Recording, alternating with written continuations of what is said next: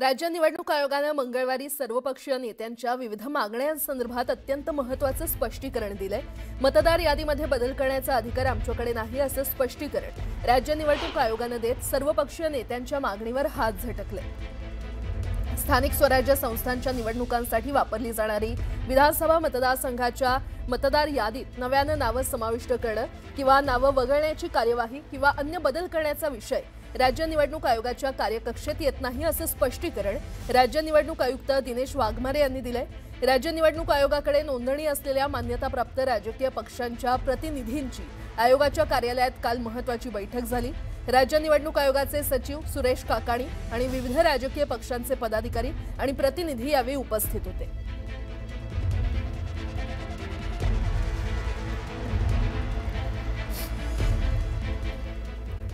राज ठाकरेंसह महाविकास आघाडीच्या शिष्टमंडळानं काल निवडणूक आयोगाची भेट घेतली होती। दरम्यान निवडणूक आयोगाच्या अधिकाऱ्यांसोबत झालेल्या बैठकीत शिष्टमंडळानं काही परखड सवाल केलेले आहेत। कालच्या बैठकीनंतर आजही हे शिष्टमंडळ निवडणूक आयुक्तांची भेट घेणार आहे। महाविकास आघाडीसह मनसे आणि विरोधी पक्षातील नेत्यांचं शिष्टमंडळ सकाळी 11 वाजता मंत्रालय प्रशासकीय इमारत इथे राज्य निवडणूक आयोग आयुक्ताच्या कार्यालयामध्ये बैठकीला जाणार आहे आणि याच ठिकाणी राज्य निवडणूक मुख्याधिकारी एस चोकलिंगम आणि राज्य निवडणूक आयोगाचे आयुक्त दिनेश वाघमारे या शिष्टमंडळामध्ये सोबत चर्चा करणार आहेत।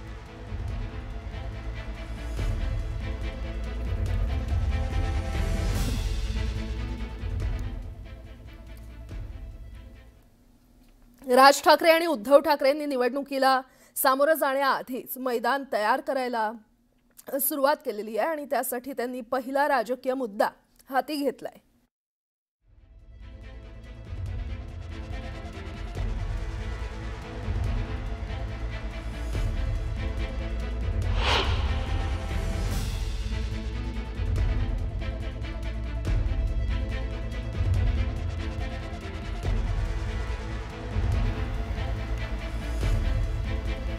तर विरोधकांच्या या शिष्टमंडळानं काल मुख्य निवडणूक अधिकारी चोकलिंगम यांची भेट घेतली। लोकसभा आणि विधानसभा निवडणुकीत मतदार याद्यांमध्ये घोळ होत असल्याचा आरोप होत असताना आगामी निवडणुकीच्या पार्श्वभूमीवर अधिकाऱ्यांना जाब विचारला आणि त्यासोबत निवेदन देत महत्त्वाच्या मागण्या केल्या।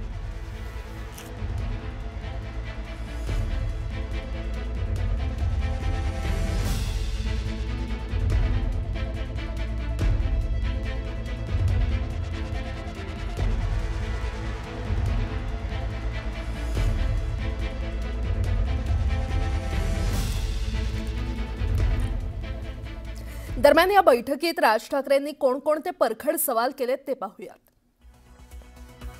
राज ठाकरेंनी निवडणूक आयोगाला काही परखड सवाल केलेले आहेत। निवडणूक लागलेली नाही तरी मतदान नोंदणी बंद का केली? जे वयाची 18 वर्ष पूर्ण करतायत त्यांनी मतदान करू नये का असा सवाल देखील राज ठाकरेंनी केला। 2-2 ठिकाणी मतदारांची नावं आहेत असं का? तर मतदार याद्यांमध्ये प्रचंड घोळ आहे आणि त्याची दुरुस्ती कधी केली जाईल हा देखील एक महत्त्वाचा सवाल राज ठाकरेंनी उपस्थित केला। वडिलांचं वय मुलाच्या वयापेक्षा कमी कसं असा सवाल देखील त्यांनी केला। निवडणूक याद्यांमध्ये एवढा घोळ आहे तरी तुम्ही निवडणुकांना सामोरं कसं जाता हा देखील सवाल राज ठाकरेंनी केला। तर 31 जानेवारीपर्यंत निवडणूक घेण्याचे आपल्याला आदेश आहेत। आम्हाला उत्तर द्या की तुम्ही निवडणुकीसाठी सज्ज आहात का असे सवाल राज ठाकरे यांनी उपस्थित केले।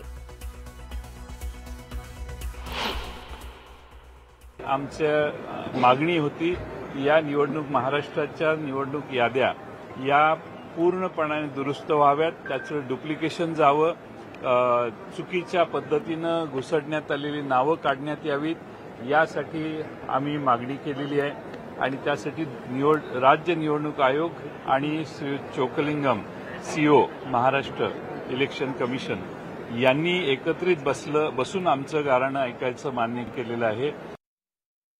दरम्यान या मुद्द्यावरून सत्ताधाऱ्यांनी जोरदार हल्लाबोल केलाय, पाहूयात। ऑनलाईन ने येता पहिल्यांदा आले, प्रत्यक्ष मुख्यमंत्री असताना आले नाहीत, परंतु आता ते आलेत आणि खरं म्हणजे तक्रारीचा पाडा वाचण्यासाठी आलेले आहेत. मी एवढंच सांगेन की महाविकास आघाडी नाही, ही महाकन्फ्यूज आघाडी आहे. एवढं कन्फ्युजन आहे की कोण काय बोलत आहे त्याचं त्यांना समजत नाही, कोणाचा पायपूस कोणामध्ये नाही आहे. त्यामुळे ही महाकन्फ्यूज आघाडी एकत्र आलेली आहे.